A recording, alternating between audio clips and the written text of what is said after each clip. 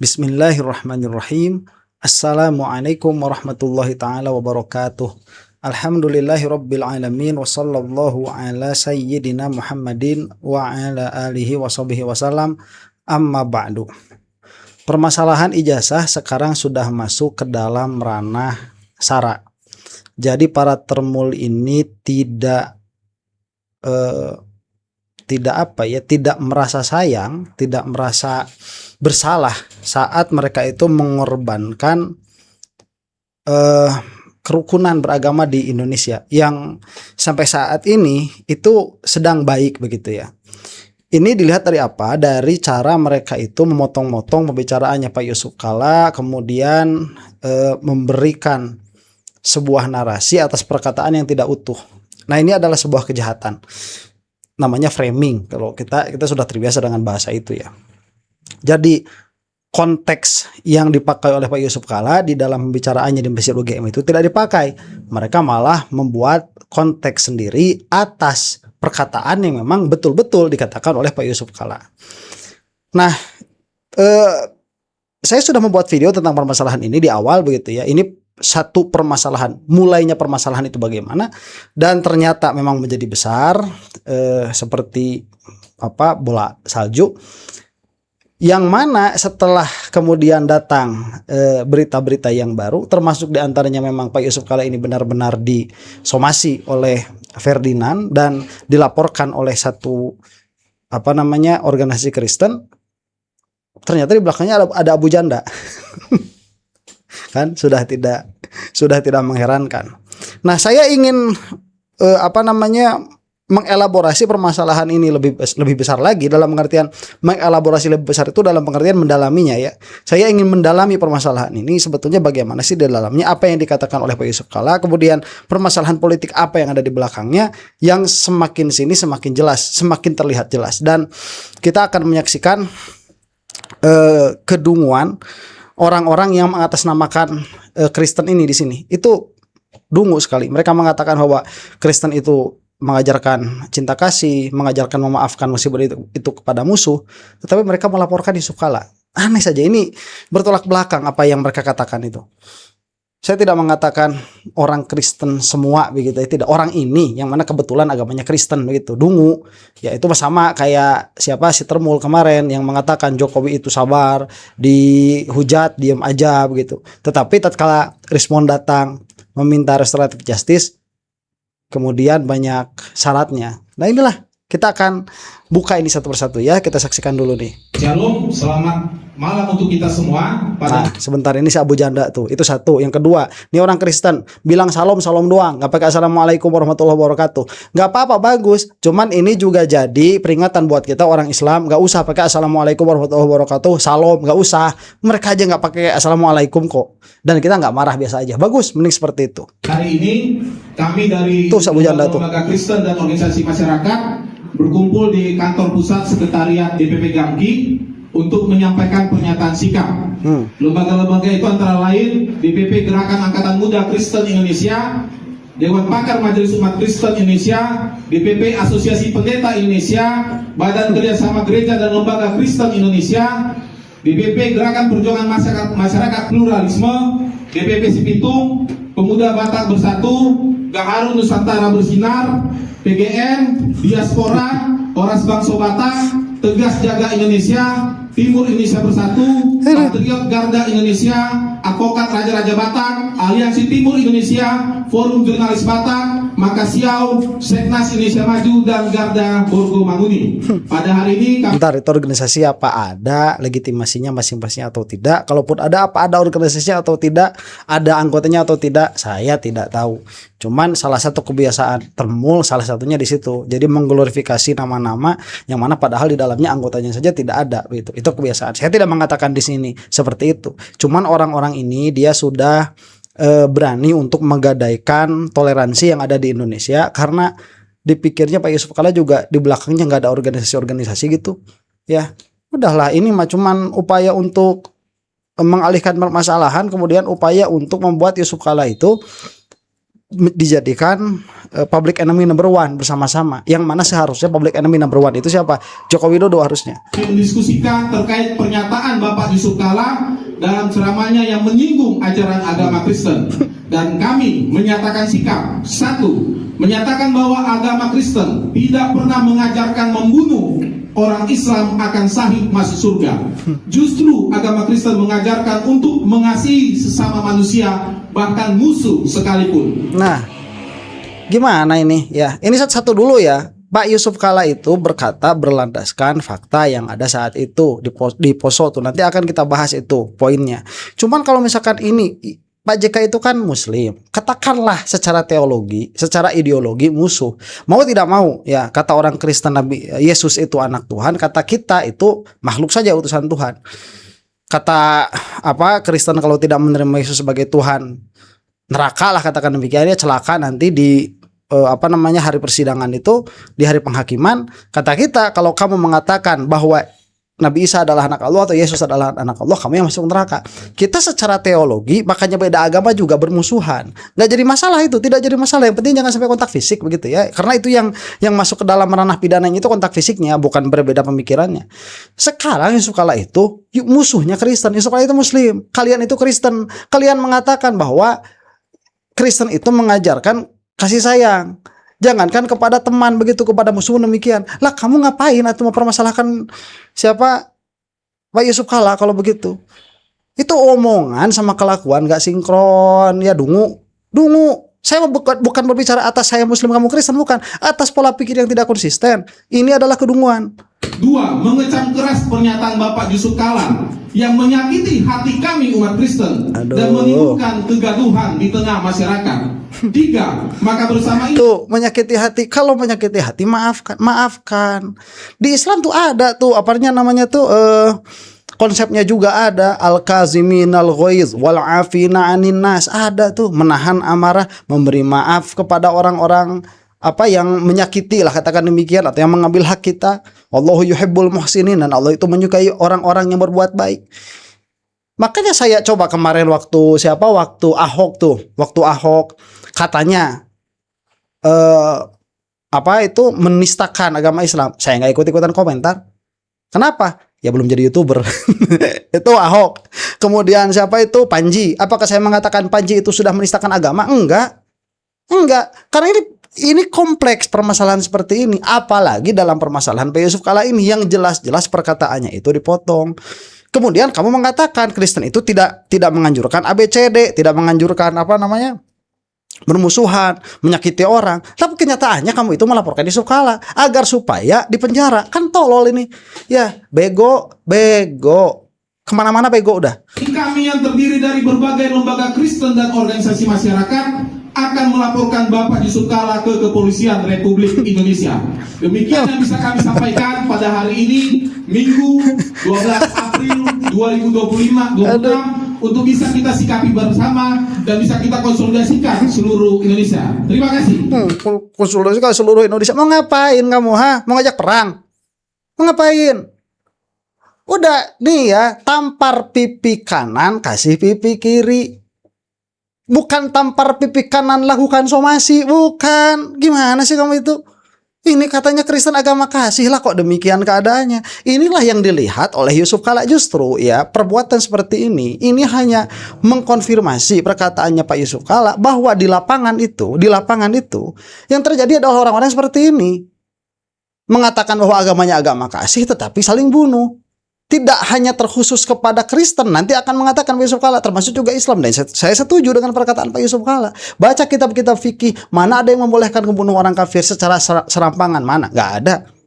Nggak bakalan ada begitu. Ini yang dikatakan oleh Pak Yusuf Kalla di dalam akar rumput. Memang beginilah permasalahannya. Dan kelakuan orang-orang ini hanyalah mengkonfirmasi apa yang dikatakan oleh Pak Yusuf Kalla. Karena kalau memang misalkan mereka itu konsisten dengan ideologi mereka bahwa yang namanya Kristen itu tidak mengajarkan untuk membalas dendam, malah mengajarkan untuk berkasih sayang, maka seharusnya Pak Yusuf Kalla yang sudah menyakiti hati kalian itu, dalam perspektif kalian itu seharusnya dimaafkan. Selesai kan, ngomong di hadapan publik, Pak Yusuf Kalla ini salah. Kan begitu kan, enak ya. Pak Yusuf Kalla ini salah. Di Kristen ada yang namanya Holy War, ada yang namanya perang suci, tetapi itu tidak dibenarkan oleh perjanjian baru. Misalkan, ya, ini tidak dibenarkan oleh perjanjian baru karena ajaran kami itu apabila ditempeleng kaki kanan, pipi kanan, maka berikanlah pipi kiri atau sebaliknya. Maka Pak Yusuf Kala sebaiknya berbicara dengan para pendeta kami, berbicara dengan para pemimpin agama kami supaya Pak Yusuf Kala itu mendapatkan pemahaman yang utuh bagaimana ajaran Kristiani.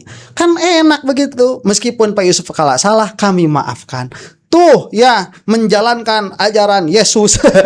Harusnya begitu.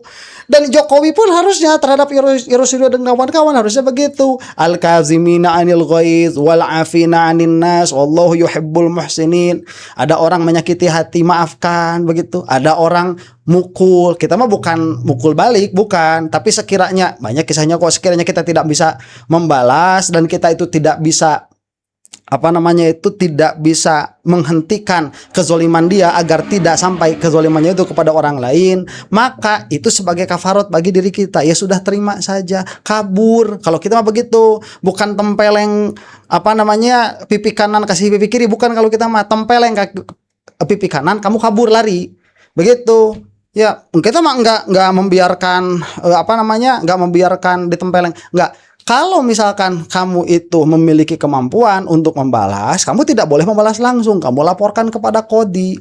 Begitu kalau kita tempeleng pipi kanan, lapor ke hakim, biar nanti hakim yang mengurus, algojo yang mengkisos. Begitu loh.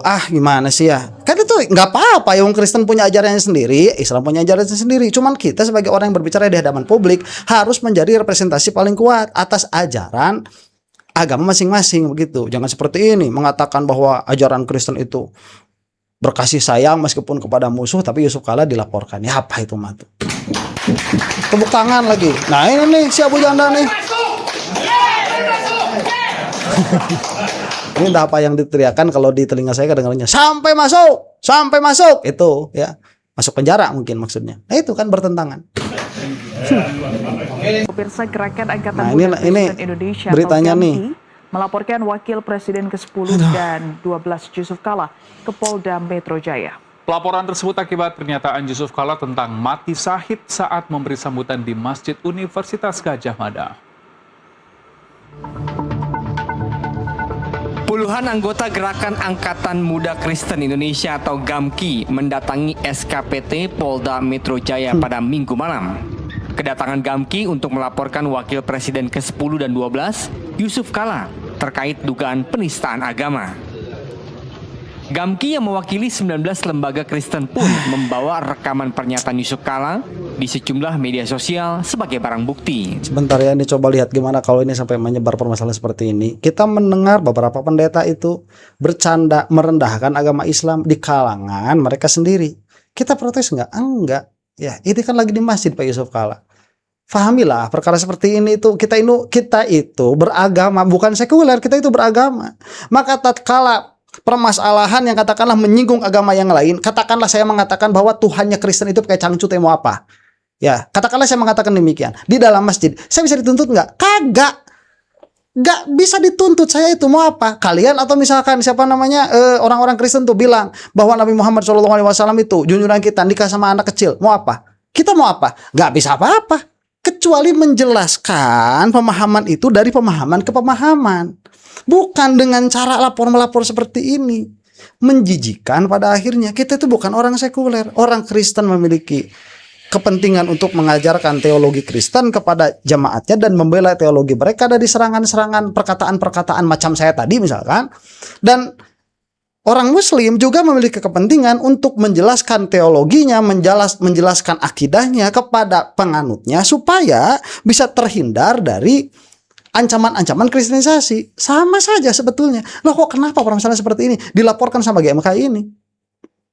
Yang mana di belakangnya ada ada si Abu Janda, yang mana Abu Janda itu frontal sekali waktu di zamannya Jokowi, yang mana bukan kebetulan juga Pak Yusuf Kala itu dilaporkan setelah Yusuf Kala itu melaporkan Rismon. Bukan kebetulan ini, bukan kebetulan. Pelaporan tersebut imbas dari pernyataan JK soal mati syahid terkait konflik Poso. saat memberikan ceramah di Masjid Universitas Gadjah Mada yang viral di media sosial. Ya, jadi dari kita GAMKI mewakili Kristen Protestan ya, di situ juga ada pemuda Katolik, Katolik. Nah itu 3 hari ini mengalami kegaduhan ya, khususnya di media sosial, bahkan dalam pembicaraan di dalam pertemuan karena pernyataan ini kemudian tidak sesuai dengan ajaran agama Kristen, di mana Bapak Yusuf Kalla mengatakan bahwa di dalam agama Kristen itu diajarkan kalau membunuh yang orang atau mematikan orang yang berbeda agama, dalam hal ini dinyatakan agama Islam, itu sahih masuk surga. Padahal dalam ajaran agama Kristen tidak ada sama sekali yang pernah mengajarkan itu. Bahkan kita diajarkan untuk mengasihi sesama manusia, bahkan musuh kita sekalipun. Oh, diulang lagi kan, kita diajarkan untuk mengasihi sama manusia meskipun itu musuh kita sekalipun. Terus kamu bilang apa? Yusuf Kalla itu harus dipenjara. Terus tadi kata si Abu Janda, dalam pendengaran saya ya, mudah-mudahan pendengaran saya tidak salah itu, sampai masuk begitu. Dan jangan juga mengatakan tidak ada di dalam Kristen. Wong Pak Yusuf Kalla itu tidak mengatakan perjanjian lama perjanjian baru kok. Cari di YouTube itu, banyak sekali sumbernya yang mengatakan paus sekian itu menyuruh untuk apa dan apa, itu Holy War, untuk mengambil kembali Yerusalem dan sebagainya sampai terjadi perang salib. Apa itu?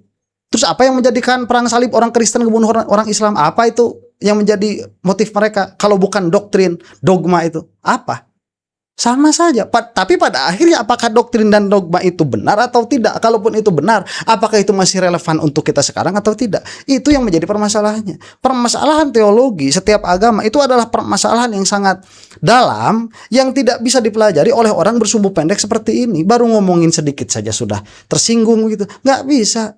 Ya. Bagaimana kita ini misalkan ya di dalam ilmu kalam mengatakan apabila Allah Subhanahu wa taala itu di atas maka akan begini dan begitu. Misalkan maka orang yang sholat di atas pesawat itu lebih dekat kepada Allah daripada orang yang sholat di atas sejadah.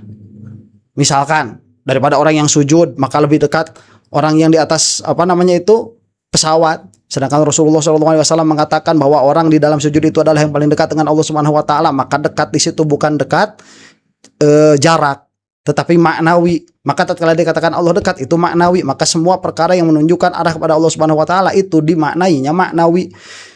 Orang yang dari awal memiliki keyakinan Allah Subhanahu wa taala itu di aras misalkan begitu ya. Kemudian dikatakan seperti itu, tersinggung duluan. Wah, itu enggak bakalan jadi diskusi, enggak bakalan jadi debat itu. Termasuk juga banyak tuduhan misalkan Nabi Muhammad SAW nikah dengan anak kecil. Kita kalau sedari awal sudah tersinggungan, ngomong apa kamu, enak aja bilang Muhammad kawin sama anak kecil. Masa mau gitu? Ya enggak lah, kita jelaskan bahwa makna pernikahan dulu bukanlah hubungan seksual bla bla bla begitu. Itu kan dijelaskan sedikit demi sedikit. Jangan sumbu pendek kayak gini udah bawa-bawa nama agama, apalagi nama agama Kristen. Malu, malu.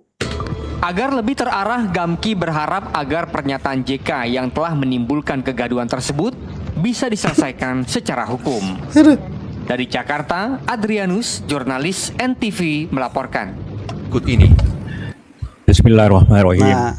Nah, ini pembicaraan Yusuf Kallanya ya. Sedikit banyak akan kita tanggapilah bagaimana atau maksud. Apakah Yusuf Kalla di sini ada salahnya? Ada salahnya. Cuman tidak sebagaimana dikatakan oleh Ferdinand itu atau si GAMKI tadi.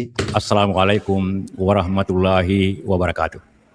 Waalaikumsalam warahmatullahi wabarakatuh. Alhamdulillahirabbil alamin wassalatu wassalamu ala asyrafil anbiya'i wal mursalin sayyidina Muhammad wa ala alihi washabbihi ajmain. Alhamdulillahirabbil alamin, bahwa bulan Ramadan ini alhamdulillah saya diundang untuk hadir di sini untuk bersilaturahim dan juga sekaligus beribadah dan memberikan beberapa hal yang oleh panitia diminta saya berbicara tentang perdamaian. Ada hadis Rasulullah yang intinya begini. Rasul bertemu dengan para sahabatnya dan Rasulullah bertanya, apakah ada di antara Anda mengetahui apa amal yang lebih baik daripada salat dan puasa? Sahabat berjawab, tidak tahu Rasulullah. Rasulullah berkata, hal yang lebih tindakan atau upaya yang lebih amal yang lebih tinggi daripada salat dan puasa adalah orang yang mendamaikan orang yang berselisih. Jadi mendamaikan orang dalam hal ini tentu mempunyai amal yang tinggi. Karena itu kenapa Rasulullah artinya perdamaian itu hal yang sangat penting. Hal yang oleh Rasulullah memerlukan bahwa lebih tinggi daripada salat dan puasa, sedangkan salat dan puasa adalah kewajiban. Nah, ini salah satu salahnya Pak Yusuf Kalla di sini mengatakan bahwa mendamaikan orang itu lebih bagus daripada sholat dan puasa, padahal sholat dan puasa itu adalah kewajiban. Bukan, yang dimaksud di sini adalah puasa wajib dan puasa sunnah dan sholat sunnah. Jadi lebih bagus daripada sholat sunnah dan puasa sunnah, dan itu sudah saya jelaskan pada video saya sebelumnya. Begitu, itu salahnya di sini. Ini satu Pak Yusuf Kalla itu ya. Sebelum ini nggak ada masalah. Itulah pandangan tentang perdamaian dari Rasulullah. Juga ada rumus mengatakan, tapi rumusannya mengatakan perdamaian itu adalah akhir dari konflik. Atau sebaliknya, konflik adalah akhir daripada perdamaian. Jadi kalau kita bicara perdamaian, tentu kita harus berbicara sebabnya, yaitu upaya untuk menghentikan konflik. Itu tentang perdamaian. Karena itu kita perlu mengetahui kenapa orang berkonflik. Kenapa satu negara banyak konflik? Kenapa dunia sekarang ya? Sekarang dunia penuh konflik. Yang kita sedihkan ialah paling banyak konflik justru di negara-negara Islam pada dewasa ini. Coba dengan fair Pak Yusuf Kalla mengatakan kebanyakan konflik dalam negara Islam, Muslim sama Muslim, Sunni Syiah tuh. Malah di kita itu sampai terpecah ya, Iran sama sama Irak, Iran sama Amerika itu ya, mau jadi Wahabi kok malah jadi mendukung Amerika dengan tidak mendukung Iran begitu. Kan lucu pada akhirnya kita jadi orang lain yang perangnya kita yang berantem. Ini makanya teologi itu kalau kita sudah masuk ranah agama, bicarakan dengan kepala dingin supaya kita itu bisa melihat apa perspektif mana yang sekiranya tidak sesuai, minimal dulu begitu ya dengan ajarannya masing-masing. Itu dulu main laporin aja bego. Di Indonesia konflik yang terbanyak sebabnya karena ketidakadilan. Itu dulu tuh ketidakadilan. Ada tindakan yang tidak adil dipandang orang. Yang tidak adil pemerintah. Contohnya sejak awal Permesta, PRRI, Permesta, DITII, kemudian Poso, Ambon, itu semua tidak adil sebenarnya. Di samping perang agama. Tuh. Baik, sampai sini dulu Banyak. ya. Berarti ini adalah masalah ketidakadilan yang dibesarkan oleh fanatisme beragama. Itu dulu yang harus kita perhatikan tuh, permasalahan konflik real di lapangan ini. Ini tidak berbicara tentang teologi sama sekali, Pak Yusuf Kalla di sini. Enggak. Karena tidak adil. Ujungnya memang kadang-kadang politik, kadang-kadang agama, pada awalnya karena ketidakadilan.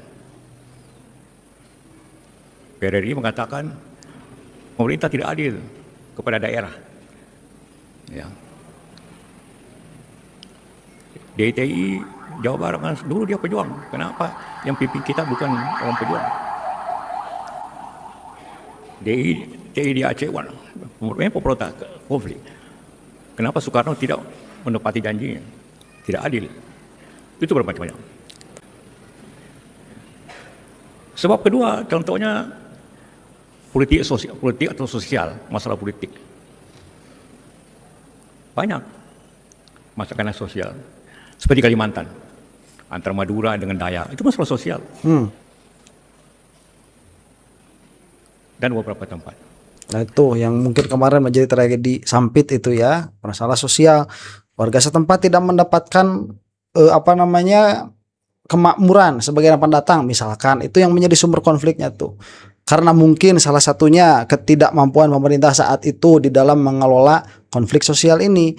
Kesempatan bagi penduduk lokal misalkan, itu menjadi salah satu sumber konfliknya. Ini kan sedang memetakan tuh konflik tuh Pak Yusuf Kalla itu. Ada juga konflik karena wilayah. Persoalan di wilayah. Contohnya kita konflik dengan tim-tim. Karena kita rebut wilayahnya. Dia ingin merdeka, hanya peranglah bertahun-tahun. Juga Papua.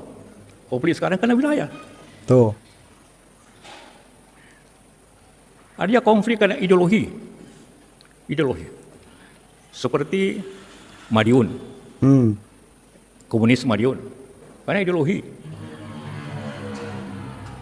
G30S. Itu ideologi. Ada juga karena agama.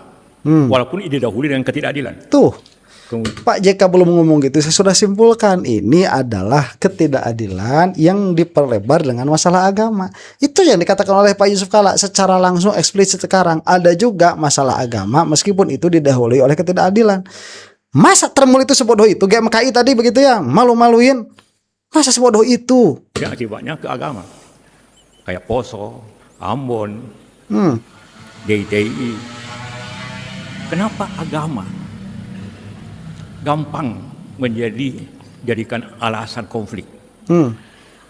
Kayak di Poso, Ambon. Karena kedua-duanya Islam dan Kristen berpendapat mati atau menewaskan orang, mati atau mematikan itu syahid. Semua pihak. Kristen juga berpikir begitu. Kalau saya bunuh orang Islam, saya syahid. Kalau saya mati pun saya syahid. Akhirnya susah berhenti kalau konfliknya orang membawanya ke agama. Tuh. Dan itu betul ya, betul itu. Kemarin juga ada siapa yang teroris dari Norwegia itu kalau tidak salah, itu kan dia atas Kristen, dia itu bukan Muslim, atas dasar Holy War tuh. Ya, ini adalah perang suci dan sebagainya. Nah, sekarang permasalahannya kan begini, apakah Islam itu memang betul mengajarkan secara mutlak bahwa membunuh orang Kristen itu syahid atau dibunuh orang Kristen itu syahid mutlakon? Kan tidak. Ini jelaskan saja.